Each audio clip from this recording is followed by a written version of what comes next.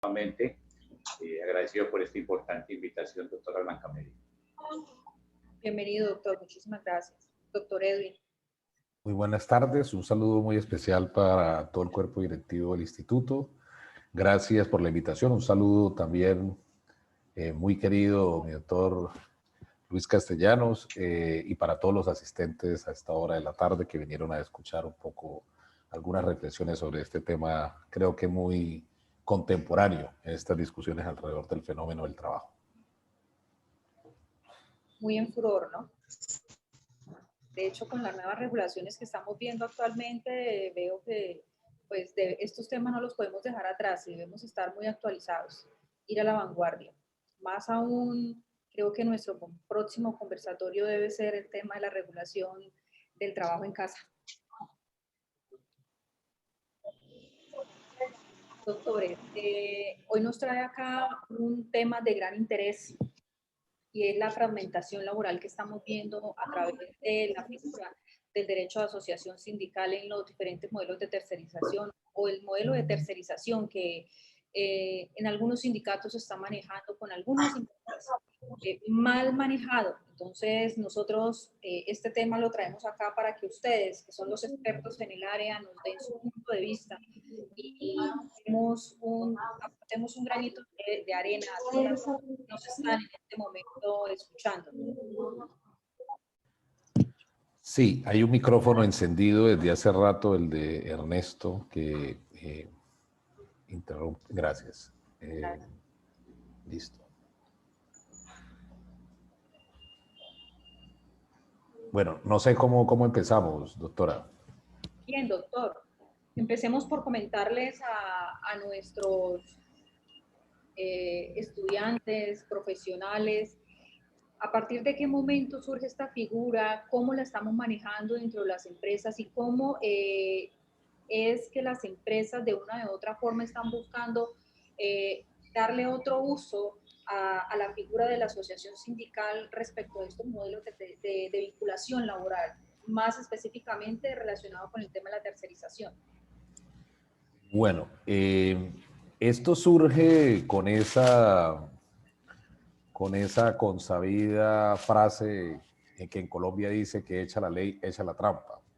Porque antes de existir un sinnúmero de sindicatos o de falsos sindicatos, y eso es lo que llamo falsos sindicatos, si uno pudiese distinguir, cuando estudia este fenómeno del derecho de asociación, uno puede distinguir entre sindicatos auténticos, como se denomina en gran parte la doctrina internacional, sindicatos corporativos o amarillos, que también se conocen en alguna parte como por ejemplo los sindicatos chinos, o los de Vietnam, o los de Cuba, que dicen que son sindicatos corporativos o amarillos, o acá también hay sindicatos corporativos, es decir, sindicatos que defienden los intereses de las empresas, o esto que uno denomina falsos sindicatos. ¿Y por qué son falsos sindicatos? Porque no se asocian los trabajadores para defender sus intereses o sus derechos, sino que se asocian con el propósito de hacer actividades de tercerización laboral.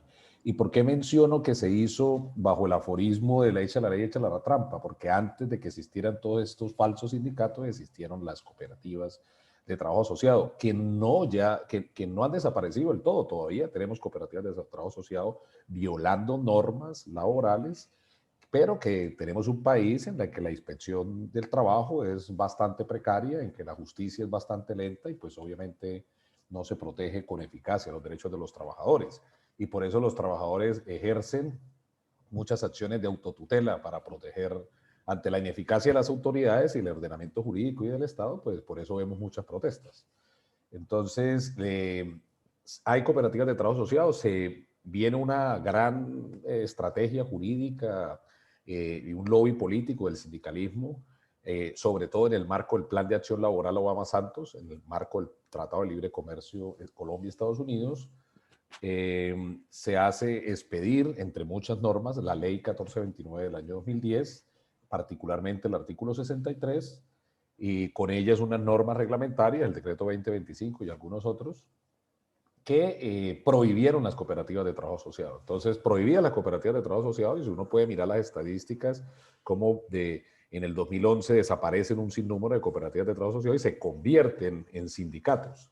pero son los mismos cuerpos directivos, lo que antes era el gerente de la cooperativa, entonces se volvió el presidente del sindicato, y siguieron haciendo las mismas funciones. ¿Cuáles son esas funciones? Las de tercerizar labores, es decir, la de entregar personal en suministro.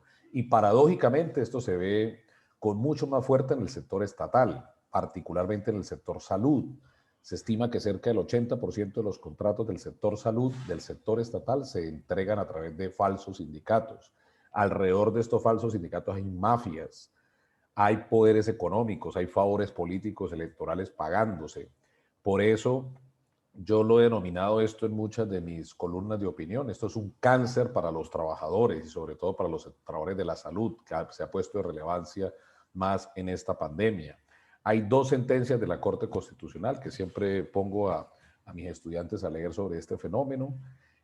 Sobre el fenómeno del contrato sindical, y básicamente del contrato sindical en el sector energético, que es donde pues, particularmente me muevo como dirigente sindical, y donde no hay solidaridad laboral, donde no se le puede reclamar a la empresa beneficiaria de la labor esa solidaridad, donde no hay subordinación, y como no hay subordinación frente al sindicato como empleador, entonces no procede la acción de tutela. Es decir, esto es un exabrupto. Esto es un cáncer y es una mafia que sigue poniéndose al servicio de la acumulación de riqueza de quienes están detrás del negocio y en contra de los intereses de los trabajadores que siguen sufriendo la tercerización, la inestabilidad laboral a través de estas figuras que, insisto, no son más que una mutación de las cooperativas de trabajo asociado que en teoría y legalmente deberían estar extinguidas. Por eso muy bien hizo la CUT en el año 2015, conferencia en la que tuve la oportunidad de participar, de presentar una queja contra este fenómeno, contra este adefesio, que además impide el nacimiento de organizaciones sindicales auténticas en esta clasificación un poco empírica que mencioné al inicio de mi intervención. Bien, doctor, sí, a través de esta figura estamos viendo claramente que se está delegitimando muchos derechos de trabajadores que realmente están desprotegidos, ¿no? Y desprotegidos no solamente por la nueva regulación que se ha visto, que está creciendo a pasos agigantados para, de una u otra forma, desproteger estos derechos, sino también para beneficiar a algunas empresas que están buscando manipular esta regulación, por decirle, no sé, amañada, diabólica, no sé qué otro término pudiésemos llegar a usar como para manejar estos temas o estas regulaciones, y los trabajadores están siendo a tal punto, se les está cercenando el derecho, pero con un permiso, ¿no? Valga la aclaración, un permiso que no corresponde a la realidad y un permiso que de una u otra forma la misma ley está siendo permisiva en cuanto a la consecución de estos y a los permisos que se están otorgando. Como usted muy bien lo dijo, existen sindicatos o empresas que están creando o están buscando la creación de estos sindicatos, mal llamados sindicatos, porque no están ejerciendo la labor de protección frente al trabajo, sino por el contrario, están precarizando la labor del trabajador y están generando daño a todas aquellas personas que se están vinculando a través de esta figura. Doctor Castellanos, ¿usted qué opina frente a la parte ya, ya más de catedrático, asesor, frente a las empresas, ya estando del otro lado, de la otra óptica, porque el doctor Edwin está más vinculado ya a tema sindical, él lo vive a diario, la defensa de muchos derechos de muchos trabajadores. Entonces, ¿usted qué opinaría desde esa óptica ya de asesor jurídico en el tema de sindical con el modelo de la tercerización? Doctor, no le escuchamos. Tiene el micrófono apagado, mi doctor. Aló. Ya. Ahora sí. ¿Ahora sí? Sí, señor. Sí, decía que efectivamente ese proceso que está viviendo, esa realidad en el mundo del trabajo hoy, indiscutiblemente es una circunstancia que tiene unas connotaciones desde el punto de vista no solo jurídico, sino desde el punto de vista político y económico, y el modelo que se desarrolla al interior del país. Y se parte de un hecho de que en el caso nuestro, en Colombia, desde 1991, cuando se cambia el régimen económico del país y se implementa el sistema de apertura económica y el proceso de globalización, el proceso de entregar a la ley del mercado muchos aspectos del desarrollo productivo del país. Entonces empiezan a emerger estas estrategias que de una u otra manera tratan de buscar cómo competir, ¿sí?, frente a un modelo de mercado con un ingrediente que, a pesar de que la Constitución de 1991 eleva a canon constitucional el derecho al trabajo como un derecho fundamental, sin embargo, el modelo económico que empieza a desarrollarse, el modelo de mercado, entonces se empieza a manejar en la práctica lo que es el trabajo nuevamente como una mercancía dentro del modelo de mercado, no como un derecho, sino como una mercancía dentro de los elementos más de la producción.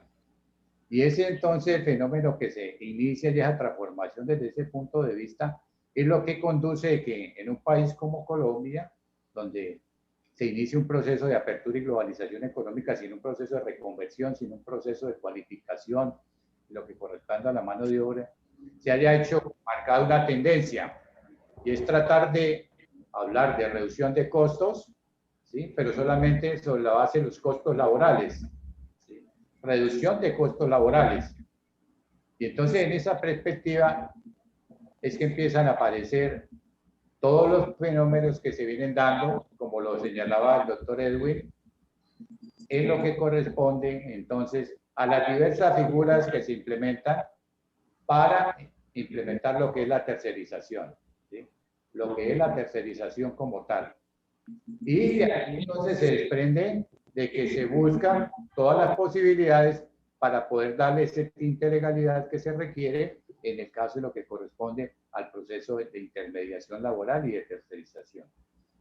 Tenemos que tener claro que efectivamente son dos situaciones y dos fenómenos jurídicos diferentes. Una cosa es la intermediación, que está inclusive permitida y regulada a partir del año 1990 con la Ley 50 en su artículo 71, la intermediación laboral, pero enfocado de lo que corresponde a las empresas de servicios temporales, que fue esa figura que nació en el año de 1990, que permite que una empresa pueda contratar trabajador y enviarle a una empresa contratista para que preste sus servicios, pero está regulado en cuanto al término en el cual se puede realizar esa actividad.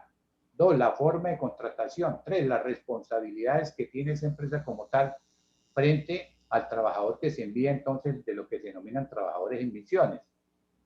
Y otra cosa es la figura entonces de la intermediación laboral, ¿sí?, ¿sí?, regulada en ese aspecto, y los abusos que inclusive se han venido desarrollando y que en buena parte algunas jurisprudencias de la Corte Suprema de Justicia y la Corte Constitucional han puesto freno a ese abuso que se ha venido dando desde el punto de vista de seguir buscando reducción de costos, pero en la perspectiva siempre mirar únicamente el valor de la mano de obra.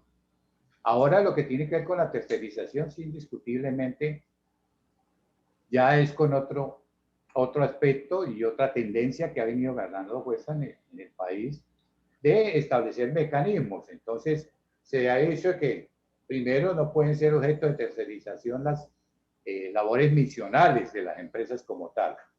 Y entonces viene la discusión entre qué es misional o qué no es misional, y entonces se procede a hacer el cambio en la Cámara de Comercio de los aspectos que tienen que ver con los objetos de la empresa. ¿Sí? Obviamente, situación que de igual manera es censurada por cuanto lo que se busca en un momento dado es afectar lo que corresponde a los derechos laborales que tantas veces se ha expresado.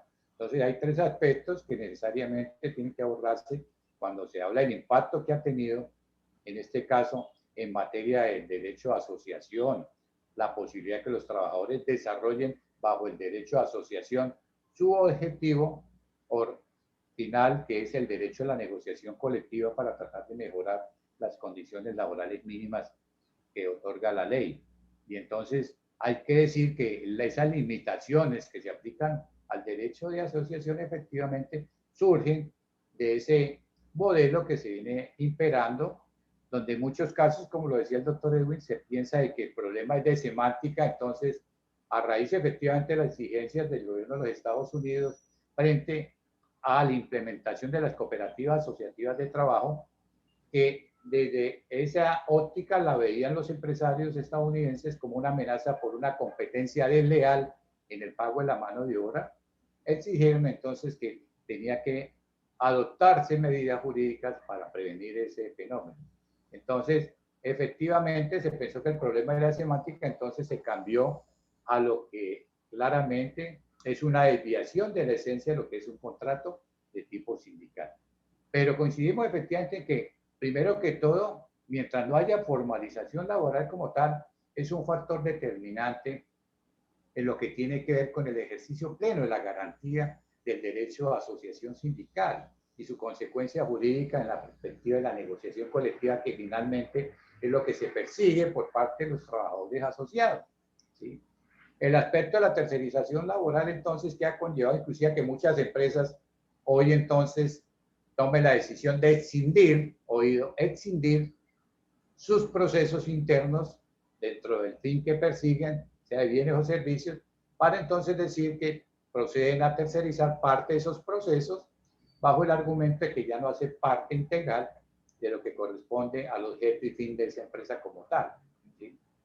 El aspecto que también ha producido impacto en ello, por ejemplo, el caso de los paralelismos sindicales, que es una figura también que se ha venido estudiando desde los observatorios de las diversas universidades en el tema de cómo ello ha incidido en lo que corresponde entonces a la proliferación muchas veces de organizaciones sindicales, pero sin el propósito y la esencia y la filosofía que debe entrañar el ejercicio del derecho laboral colectivo.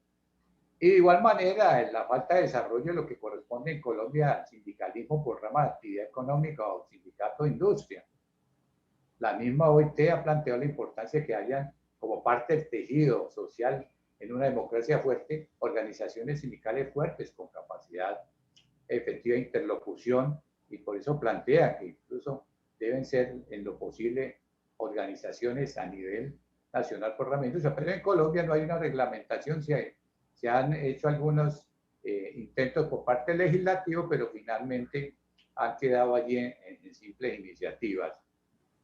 Y de igual manera los demás aspectos que tienen que ver con la forma entonces que viene entrañándose en la aplicación. Entonces, podríamos decir que efectivamente hoy sí hay una afectación muy clara al ejercicio pleno del derecho de asociación como consecuencia de este modelo que se viene desarrollando y que procura, vuelvo y reitero, ubicar al trabajo como una mercancía dentro de un modelo de mercado. Y entonces, cuando nosotros hablamos de una mercancía dentro de un modelo de mercado, obviamente estamos hablando del punto de vista de los costos como tal frente a una oferta y una demanda. Pero eso obviamente que rompe con lo que entraña la parte dogmática de la Constitución política en cuanto al derecho al trabajo como derecho fundante, ¿sí? Parte de la definición del Estado Social de Derecho parte en reconocer al trabajo como un derecho fundante bajo las condiciones dignas y justas y con la especial protección del Estado.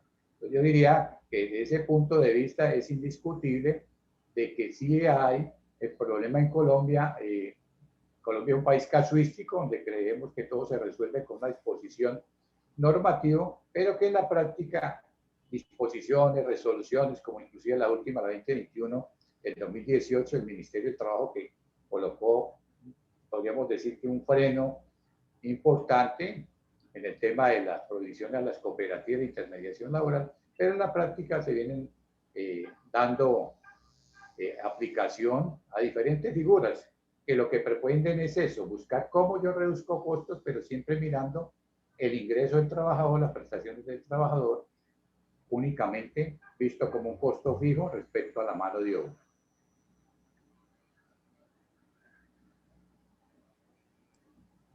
Bien, doctor. Bueno, doctores, esta pregunta que les voy a elevar sería para los dos ya más, para entrar en materia con relación al tema de la tercerización. ¿Qué incidencia de forma directa podemos identificar del modelo de tercerización frente al derecho de asociación sindical? ¿Cómo se afectaría esto en la praxis y de qué manera este derecho de asociación nos puede llegar a generar de una u otra forma una afectación, por no decirlo así, o nos puede llegar a conflictuar frente a la comprensión de esta figura? Doctor Edwin Palma.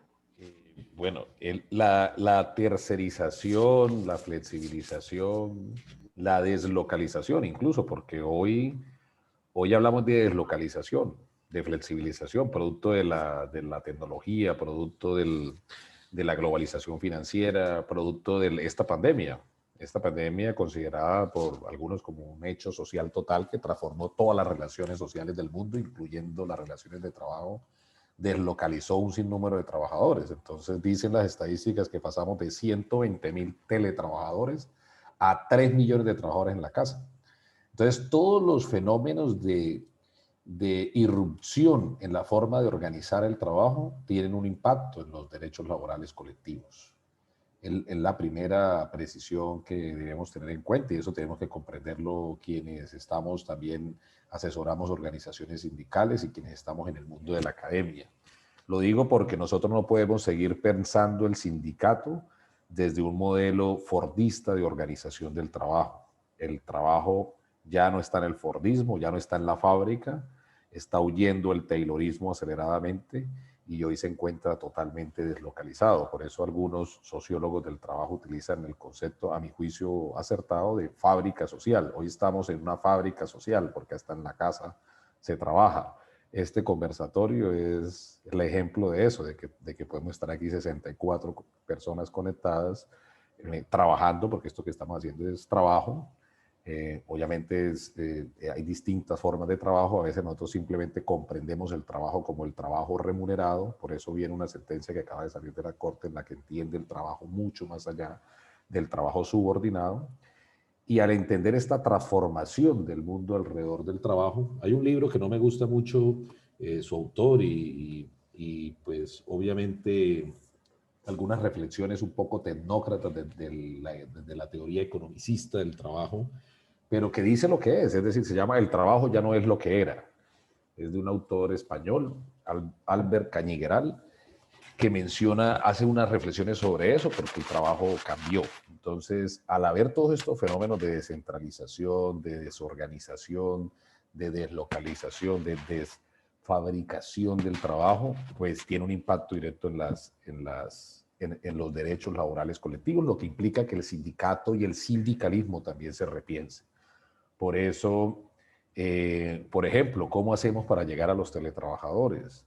¿Cómo hacemos en Australia, por ejemplo, los teletrabajadores al inicio de esta pandemia, como un señal de protesta, todos escribían los correos y las órdenes las escribían en mayúscula, todas y enviaban una señal de protesta, es decir, también se reinventan las acciones colectivas. Entonces, la tercerización genera inestabilidad y como genera inestabilidad también tiene un impacto en los derechos colectivos. La gente no se sindicaliza porque tiene miedo a que la despidan, como en efecto sucede en este país. Tiene miedo que la discriminen, que la veten, que la incluyan en esos listados negros de los que todo el mundo sabe que existen, pero no se ven y es difícil probar. Entonces, todos estos fenómenos alrededor de la flexibilización del derecho laboral individual nos tiene que llevar a la invitación de flexibilizar el derecho laboral colectivo.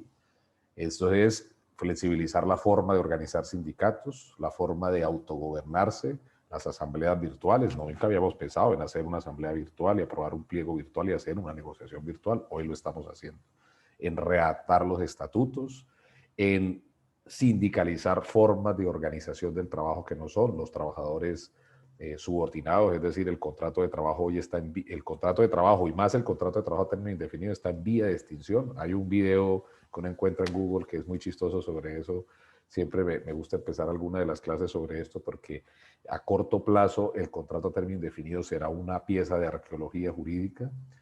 Y eso lleva a que el derecho laboral colectivo también se reinvente, se repiense y se flexibilice la forma de organización, de hacer organizaciones sindicales. Por eso bien esta sentencia, que fue un caso que yo llevé a la Corte Suprema de Justicia sobre las vendedoras de apuestas en Santander, que no están vinculadas mediante contrato de trabajo. El juzgado y el tribunal terminaron diciendo que no podían formar un sindicato de empresa y bueno, a través de una acción constitucional la Corte termina resolviendo que sí, porque el concepto de trabajo y el concepto de empresa hoy es distinto decía que obviamente el derecho laboral colectivo tiene que flexibilizarse, la forma de la negociación colectiva no puede seguir siendo la forma de la negociación colectiva por empresa, como bien lo reflexionó ahorita el doctor Castellanos.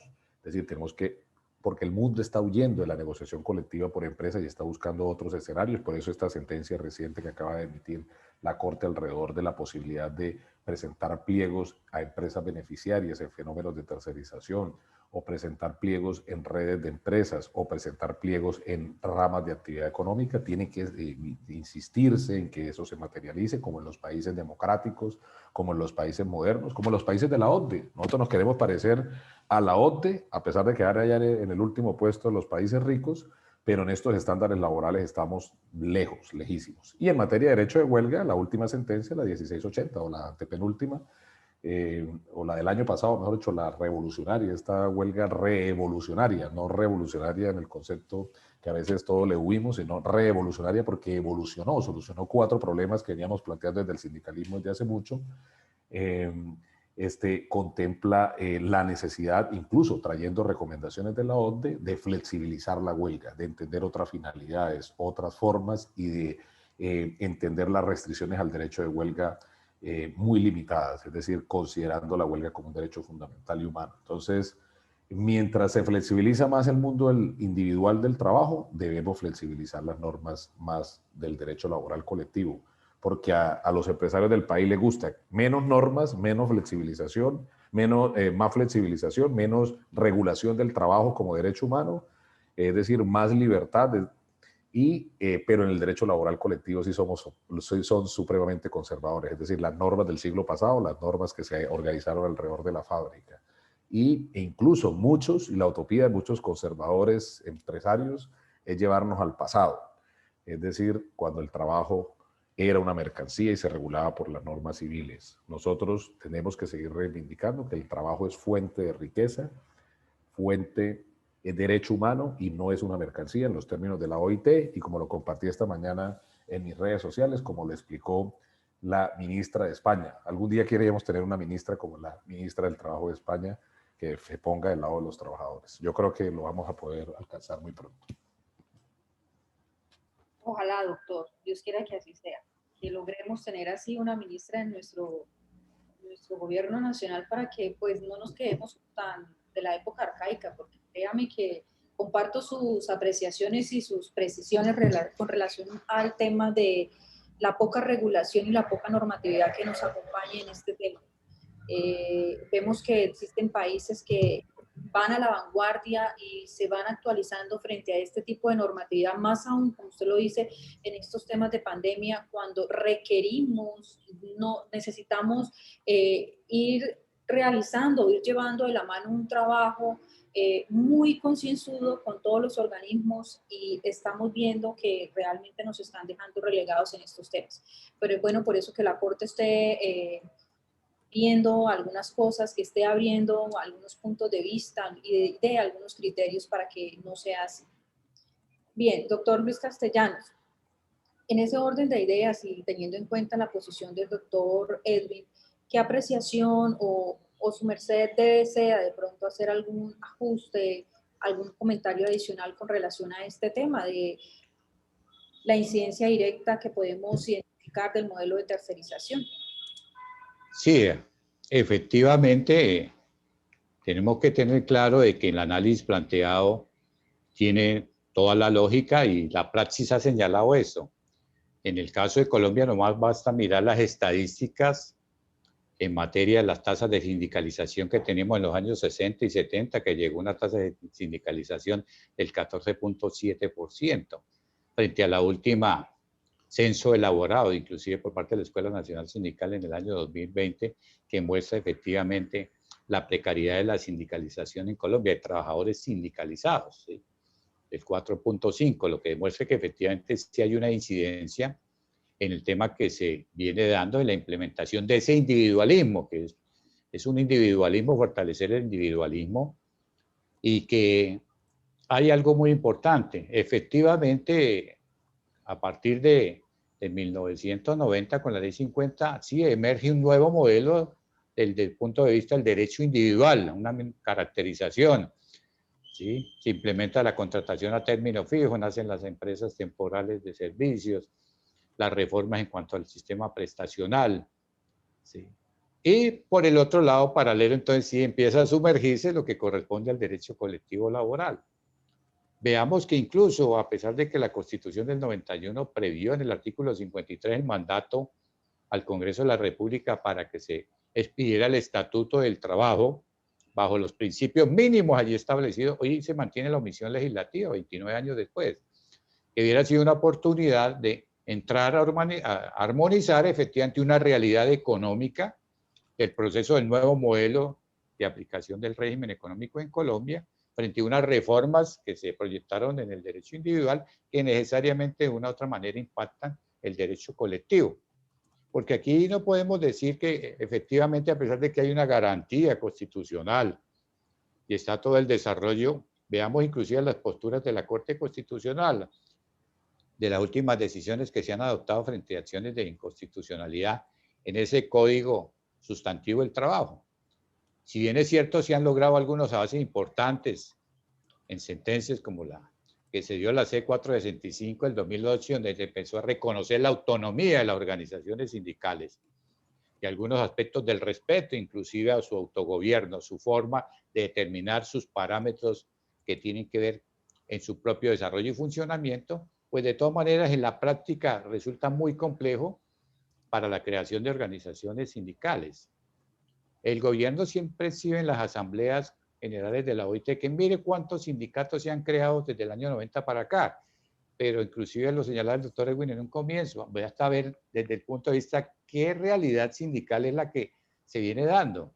En la mayoría de los casos los trabajadores acuden a una forma de protección con la creación de esos sindicatos y si mira detalladamente los estudios que se han hecho desde el punto de vista de la academia y los observatorios, se encuentra que ese indicador de crecimiento de organizaciones sindicales obedeció fue un afán de los trabajadores de conformar sindicato para una u otra manera tratar de autoprotegerse por la vía del fuero de fundadores, en muchos casos, ante los procesos de reestructuración en el sector público. Y de igual manera en muchos aspectos del sector privado.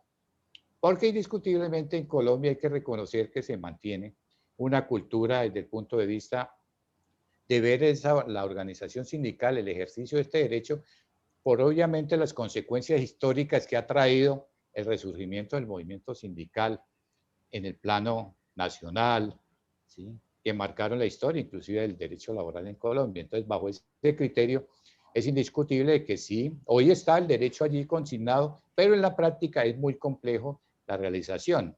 Y lo decíamos ahorita, viene ahorita con el tema del teletrabajo y ahora la regulación de lo que va a ser el trabajo en casa o presencialidad remota, que son dos cosas muy diferentes y que ya encuentro que hay empresas que están dándole el tratamiento de lo que es el trabajo de la presencialidad remota o trabajo en casa, tratando de encasillar en lo que corresponde al teletrabajo, que son dos escenarios jurídicos, laborales y desde el punto de vista legal muy diferentes. El uno ya tiene su propia legislación, tiene establecidos sus términos. El trabajo en casa o trabajo remoto que ya se debatió en el Senado y que está para comisión de conciliación, el proyecto final, es una caracterización que surge de una necesidad inmediata frente a la pandemia que nos produjo el aislamiento total en el caso de lo que sucedió con el desarrollo del COVID-19. Y entonces tiene sus características que tenían que delimitarse en lo que corresponde a que una cosa es que yo esté laborando en casa con presencialidad remota, que ya como se ha establecido es una caracterización que permite trabajo pro tempore, es decir, temporal, no puede ser la generalidad y tampoco puede ser un mecanismo para que amparado en ello se cercene los derechos de tipo laboral de los trabajadores y trabajadoras. Entonces vemos de que hoy la realidad sí nos está ubicando en un nuevo contexto, ¿sí? Desde el punto de vista de lo que es hoy la particularidad que envuelve la situación económica, la situación de previsión que de una u otra manera se toma por parte de los gobiernos frente a la protección necesaria para preservar ante todo pues la vida de los trabajadores y trabajadoras en Colombia. Pero la realidad es que sí hay, entonces se puede concluir que a partir de 1990, curiosamente, cuando se eleva canon constitucional, la garantía del derecho de asociación sindical previsto en el artículo 353 del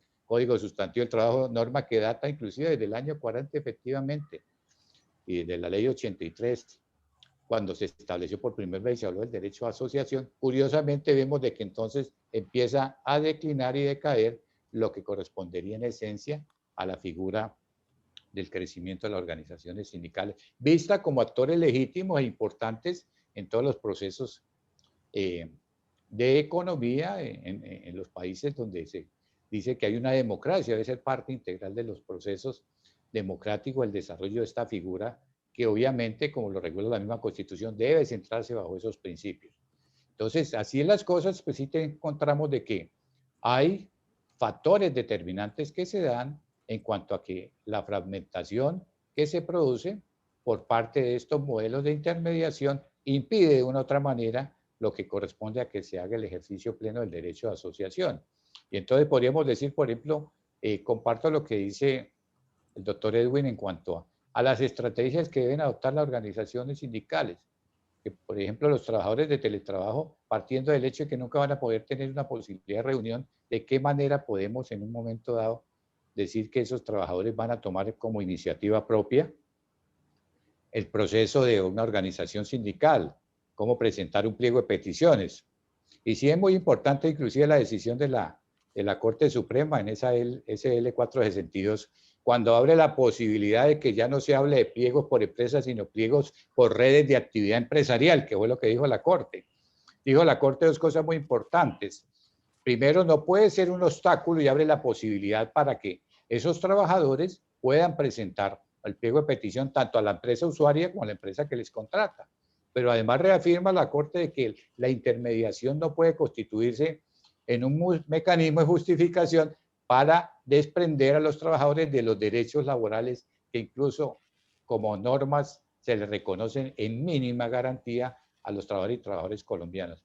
Entonces, sí es claro de que hay una tendencia, si miramos en este momento, inclusive en el caso colombiano todavía es muy marcada esa cultura, porque uno encuentra que a pesar de la situación y de los procesos que se han dado de apertura, tenemos casos en el último informe que se hizo de investigación por la Escuela Nacional Sindical, haciendo una comparación de los países latinoamericanos, y entonces encontramos que, por ejemplo, en Argentina todavía se mantiene una tasa de sindicalización del 35%.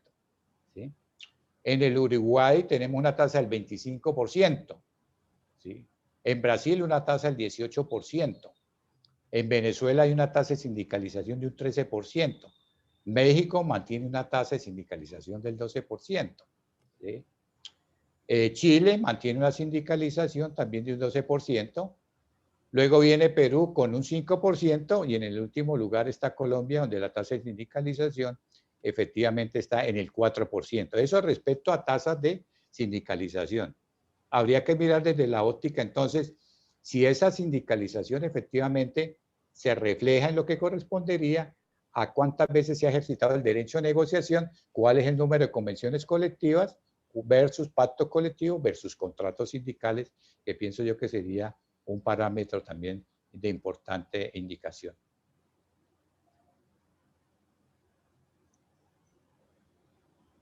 Bien, doctores. ¿Por qué una vez terminada la relación laboral? Bueno, replanteemos. Una de las preguntas que tenemos acá pendientes, ¿qué estrategias podrían asumir los trabajadores que con miedo en la terminación de su contrato definido pueden ejercer su derecho de asociación? Doctor. Pues, es una pregunta difícil, porque pues obviamente uno diría, es decir, oiga, pero ¿por qué le va a pasar algo si es un trabajador y además está ejerciendo un derecho fundamental y humano? Pero la praxis sindical lleva a otra cosa, incluso las empresas, si el trabajador, y a veces empresas se molestan cuando uno presenta el combo completo. ¿Qué es el combo completo? El nacimiento del sindicato y el pliego, porque uno quiere que concurran los dos fueros. Pero es que no hay otro mecanismo de iniciar, de iniciar un proceso de sindicalización. Incluso en la práctica, yo como he iniciado muchos procesos de organización con trabajadores con estabilidad laboral reforzada. Tiene más fuerza el fuero de estabilidad laboral reforzada de salud. Es paradójico, incluso hay escrito sobre eso, que el fuero sindical que intenta proteger a derechos de colectivos. O sea, es más fuerte un fuero individual que un fuero colectivo, pero es de lo paradójico de nuestro ordenamiento jurídico. Entonces, yo por eso intento siempre, soy muy cuidadoso de esto, de organizar trabajadores, porque detrás de eso, si hay un despido, pues es un problema muy grande para el sindicato y para uno, porque pues quién quiere cargar con un despido. Entonces, en un contrato a término fijo, ahí estoy, no voy a decir la empresa porque estoy en esa, de pronto se filtra y van y los despiden, pero estoy en un proceso de organización con trabajadores a término fijo. ¿Qué estamos esperando? Que se prorrogue el contrato por un año, porque en un año es mucho lo que uno puede hacer. Entonces, un año uno puede presentar el pliego, hacer la negociación e incluir en el pliego, pues, la conversión de ese contrato a término indefinido. Las empresas, yo ya sé las reacciones que van a tener las empresas ahí, y la empresa dice, entonces mejor no negocio, voy a tribunal y el tribunal no tiene competencia para pronunciarse sobre modalidades de contrato de trabajo y cuando termine el contrato lo saco. Pero bueno, ya sería más abierta la prueba de la discriminación antisindical en contra de ese trabajador o de esos trabajadores. Pero es muy difícil, por eso hay empresas que optan por mantener a los trabajadores indefinidamente con contratos a término fijo. No sé si me hago entender, es decir, con contratos a término fijo prorrogados indefinidamente, pero nunca indefinirlos, porque pues un fuero sindical ahí sí sería oponible, sería efectivo. Yo conozco una empresa, un caso que llevé, no voy a decir la empresa, pero le voy a decir la sentencia, que es la T248 del 2014, para que la lean, es decir, ahí empezamos un proceso de sindicalización con un trabajador. Luego llegamos a 43 y terminamos en 3 y la empresa érase una vez, existieron los contratos a término indefinido ahí, no hay contratos a término indefinido y no volvieron a haber contratos a término indefinido y al no haber contratos a término indefinido, sino tercerización a través de empresas de servicios temporales o contratos a término fijo, pues no hay procesos de sindicalización y esa es una lucha contra la que tenemos que convivir todos los días los sindicatos, los sindicalistas y los abogados de trabajadores. Entonces, es muy complejo desde la praxis, desde la... ahora, a veces hay trabajadores, yo, por ejemplo, bueno, es de público conocimiento que estoy organizando el sindicato en los trabajadores de D1, eso ya es más público, entonces puedo mencionarlo, pero hay trabajadores allí que han decidido renunciar incluso, dicen, no, yo renuncio y renuncian motivadamente por la explotación, por el acoso, por la jornada, y a muchos los he logrado convencer, venga, no renuncie, quédese en el sindicato, e intentemos transformar estas condiciones. Bueno, y ahí vamos. Es una labor muy compleja, muy difícil.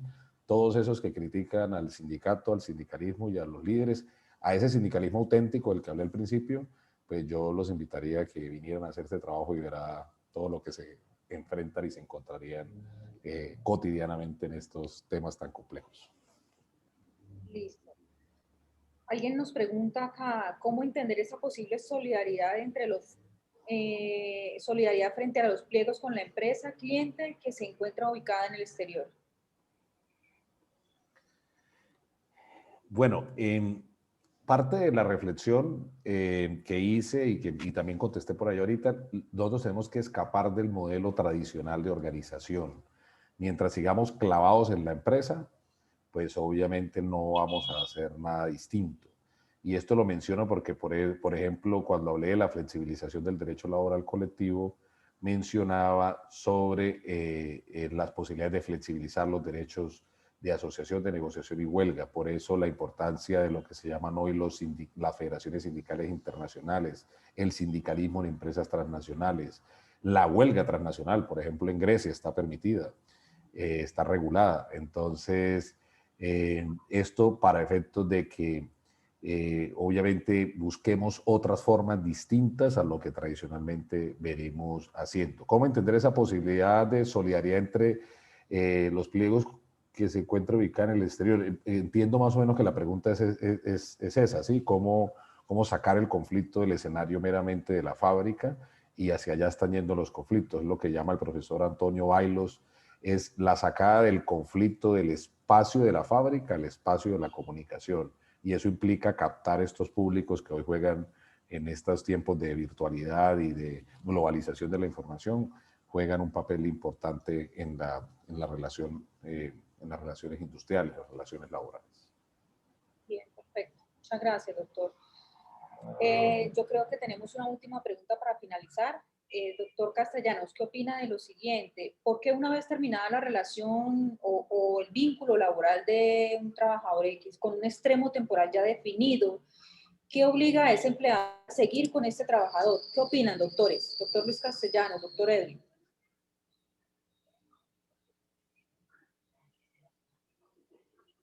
¿Me puede repetir la pregunta, doctora Con Blanca mucho Mary, que gusto. se le interrumpió el audio? Tranquilo, doctor. ¿Por qué una vez terminada la relación laboral de un trabajador con un extremo temporal ya definido previamente, qué obliga a este empleador a seguir con este trabajador?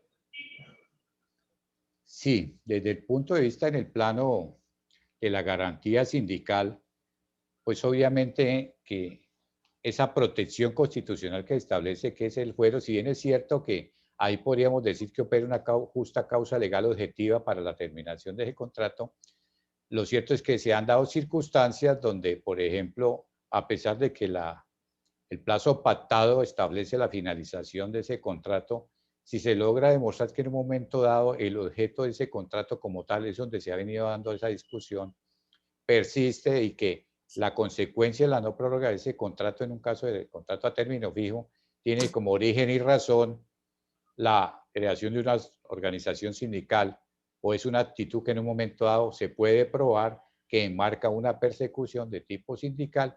En ese caso, pues el juez que conoce del asunto puede en un momento dado tomar una determinación. De hecho, hay algunos casos donde se ha dado este tipo de situaciones. Pero por el contrario, acordémonos que la misma legislación, el doctor Edwin decía algo muy importante. Es paradójico, pero el ejercicio de un derecho constitucional protegido de la misma Declaración de los Derechos Humanos, el Pacto de San José, la Declaración del Derecho del Hombre, como es la garantía del derecho de asociación y la garantía protectiva que es el fuero, hoy tiene menos alcance y menos protección que un fuero, por ejemplo, en el caso de salud, estabilidad reforzada por salud. Hoy en día, los jueces, uno ve los procesos de solicitud de levantamiento de fuero sindical y la autorización para el despido, y ve uno que los jueces se limitan sencillamente a señalar que si efectivamente se invocó el artículo 87 del Reglamento Interno del Trabajo y esa norma está en el Reglamento Interno del Trabajo, consideran que eso ya es justa causa legal para darlo por terminado. Que si se señaló que ve el artículo 62 y 63 del Código Sustantivo del Trabajo, ya ahí está demostrada la justa causa, pero no se analiza el caso ni se establece si efectivamente la conducta que en un momento dado se le señaló al trabajador como presuntamente incumplida de su parte, efectivamente se dio o no se dio. Entonces pasa a ser más que todo una formalidad dentro del desarrollo previsto como proceso especial. Entonces, en el caso de los contratos a término fijo, tenemos claro de que una de las causales para dar por terminado un contrato sin acudir previamente a la calificación del juez, como lo establece el artículo 405, es justamente la terminación del plazo pactado acordado por voluntad de las partes, ¿sí? Pero hay ciertos casos donde la Corte ha venido pronunciando en el tema, la Corte Constitucional, por supuesto, porque la Corte Suprema de Justicia sí lo tiene seguramente claro, de que ahí no hay razón o pero una justa causa legal objetiva y por consiguiente despachan lo que corresponde a ese proceso. Pero en el caso de la Corte Constitucional sí se han dado unas particularidades de un examen más minucioso en aras de que efectivamente se logre esa garantía foral que hoy efectivamente está hoy garantizada a partir de la Constitución Política en su artículo 39. Bien. Más allá del enfoque jurídico, doctores, donde el derecho refleja las realidades de la sociedad, ¿consideran ustedes que el enfoque político es una salida viable que concilie los intereses de los trabajadores, empresarios y Estado? No entiendo muy bien la pregunta, ¿no? ¿Cómo así lo...?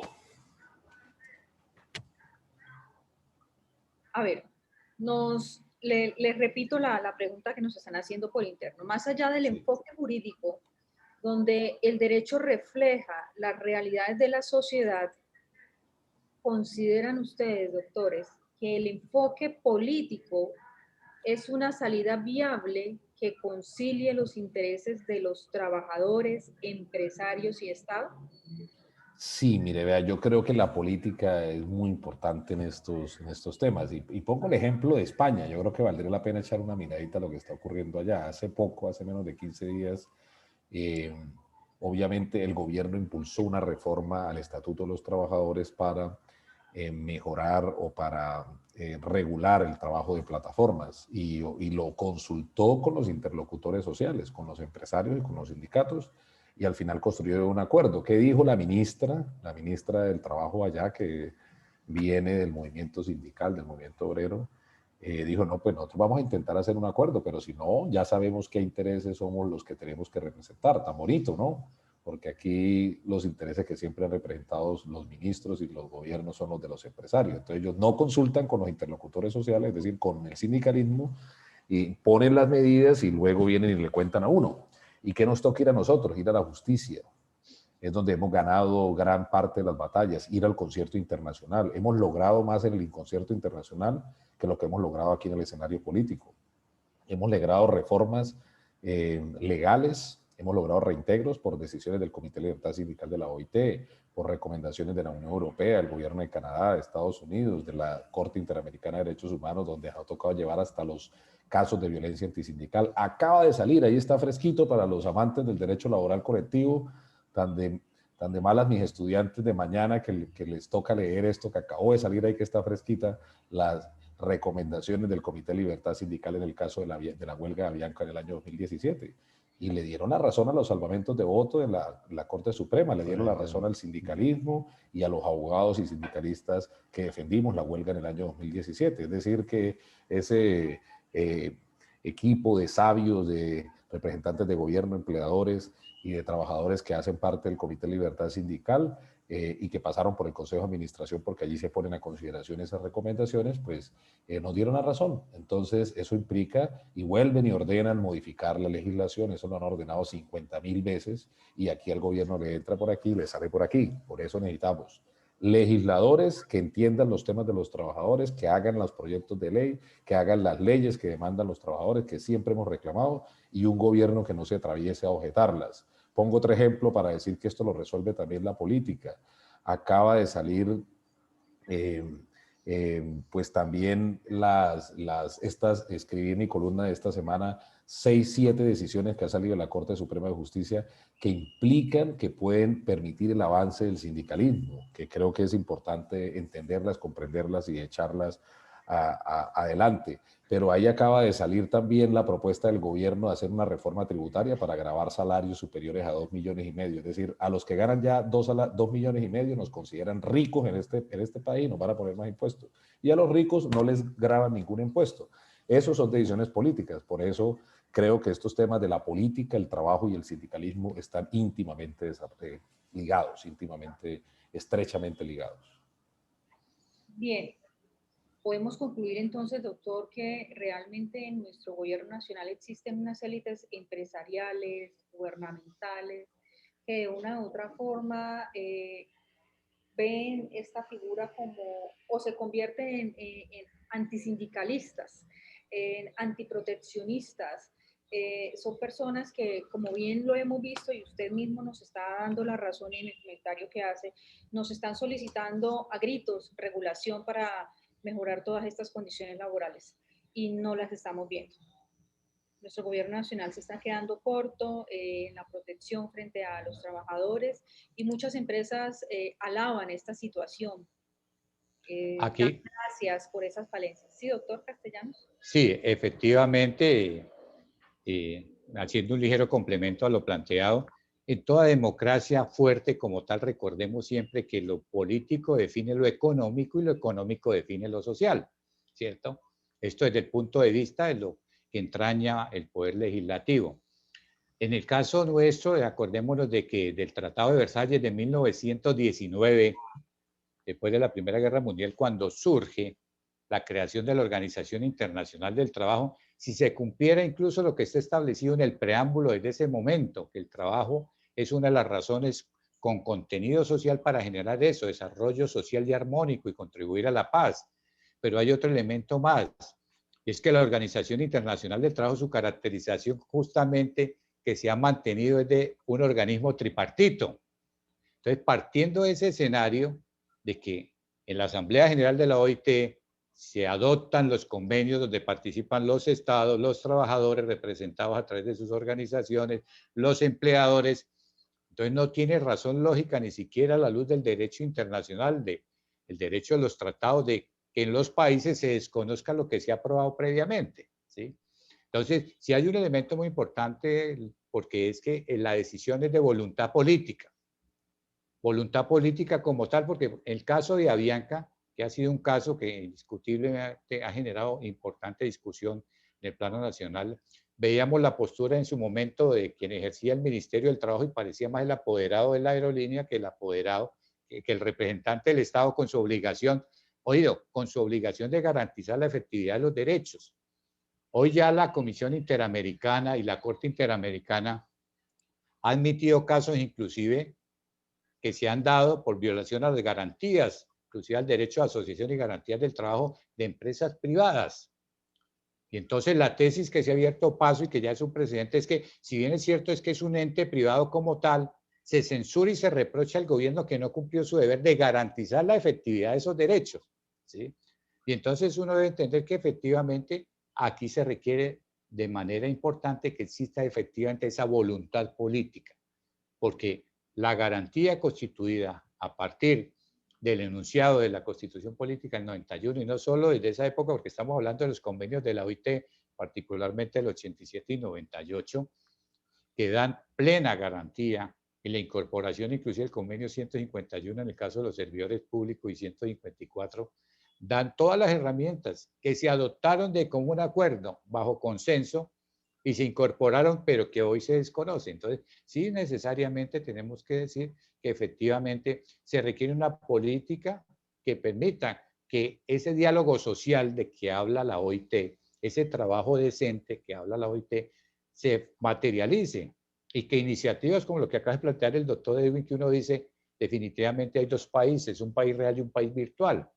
En un momento de una recesión como la tenemos, una situación calamitosa como está, ¿a quién se le ocurre ir en un momento a tomar decisiones e inclusive a tocar las pensiones, desconociendo los precedentes, incluso la Corte Interamericana de Derechos Humanos? Es que la pensión no es un ingreso laboral, se constituye en un factor patrimonial de todos los trabajadores que entregaron su vida útil para lograr hoy disfrutar de eso que contribuyeron a crear con sus aportes y los empleadores, por poner un ejemplo. Entonces sí es importante necesariamente lo que corresponde a la voluntad política de quien esté ejerciendo el gobierno del Estado para que efectivamente se materialicen. No basta, dijo la Corte Interamericana, un compendio de recursos y normas jurídicas allí frías si las mismas a través de ellas no se materializan la efectividad de los derechos en el plano laboral. Bien, doctor. Muchísimas gracias.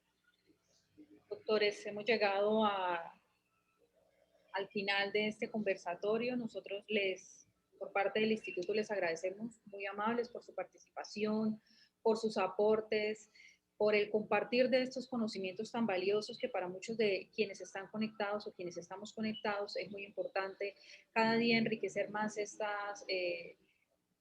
nuestro conocimiento frente a este tema del derecho laboral colectivo. Doctor Luis Castellanos, muchísimas gracias. Doctor Edwin, muchísimas gracias por su participación. Nuevamente les reiteramos, las puertas del Instituto Colombiano de Derecho Laboral están abiertas para todos. Muchas gracias, doctora, a ustedes y a todos los miembros directivos del instituto por esa importante oportunidad que nos brindan. Estaremos atentos y oportunos a colaborar. De igual manera, el saludo especial de agradecimiento a todos los participantes en esta noche. Se cuidan mucho, que Dios les bendiga. Amén. Igual saludo al doctor Edwin. Una feliz Doctor, noche, doctor. muchas gracias.